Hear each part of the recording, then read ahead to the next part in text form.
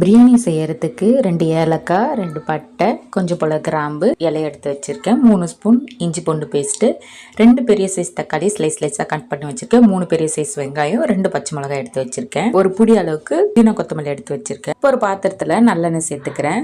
கூடவே 1 ஸ்பூன் நெய் சேர்த்துக்கிறேன். எண்ணெய் சூடானதும் பட்டை வகைகள், கட் பண்ணி வச்ச வெங்காயம் நல்லா வதங்கி ப்ரௌன் கலரில் மாறணும்.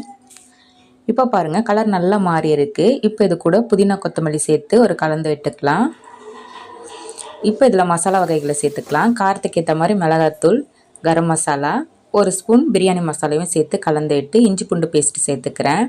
இது கூடவே 2 பச்சை மிளகா, வெட்டி வச்சுருக்க தக்காளியும் சேர்த்து ஒரு அரை கப் அளவுக்கு தயிர் சேர்த்து நல்லா கலந்து விட்டு தக்காளி நல்லா வதங்கி எண்ணெய் பிரிஞ்சு வர்ற அளவுக்கு நல்லா வதக்கணும். இப்போ பாருங்கள், தக்காளி நல்லா வதங்கி எண்ணெய்லாம் பிரிஞ்சு வந்துருச்சு.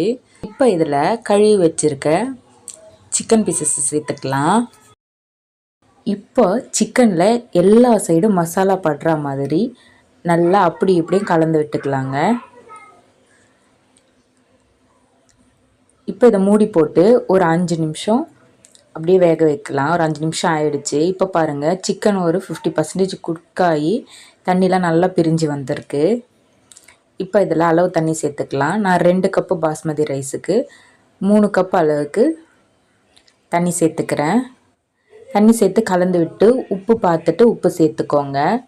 புட்டக்கதின்னு சொல்லுவாங்க இல்லையா, லைட்டாக பபுள்ஸ் மாதிரி வந்ததும் ஒரு 20 நிமிஷம் பாஸ்மதி ரைஸை நான் கழுவி ஊற வச்சுருக்கேன்.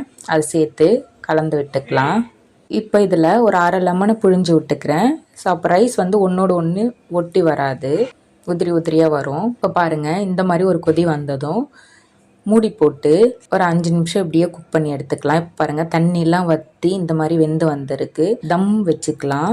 ஒரு தோசை தவா வச்சுட்டு அது மேலே குக்கரை வச்சு அதுக்கு மேலே மூடி போட்டு வெயிட் வச்சுக்கிறேன். வேணும்னா நீங்கள் நெய் சேர்த்துக்கலாம் இதுக்கு மேலே. இப்போ ஸ்டவ்வை ஸ்லோ ஃப்ளேம்லேயே வச்சு ஒரு 10 நிமிஷம் இந்த மாதிரி வேக வச்சுக்கலாம். இப்போ ஒரு 10 நிமிஷம் ஆயிடுச்சு. ஸ்டவ் ஆஃப் பண்ணிவிட்டு வெயிட் எடுத்துகிட்டு பார்க்கலாம். இப்போ பாருங்கள், பிரியாணி ஓப்பன் பண்ணும்போது அவ்வளோ வாசனையாக இருக்குது. அரிசி ஒன்றோடு ஒன்று ஒட்டாமல் உதிரியாக வந்திருக்கு பாருங்கள். சூப்பரான தம் சிக்கன் பிரியாணி ரெடி ஆகிடுச்சு. அவ்வளோதாங்க, சிக்கன் தம் பிரியாணி சூப்பராக ரெடி ஆகிடுச்சு. இந்த வீடியோ பிடிச்சிருக்குன்னா வீடியோ லைக் பண்ணிக்கோங்க, ஃப்ரெண்ட்ஸ் அண்ட் ஃபேமிலிக்கு ஷேர் பண்ணிக்கோங்க. இந்த வீடியோ வாட்ச் பண்ணதுக்கு தேங்க்யூ.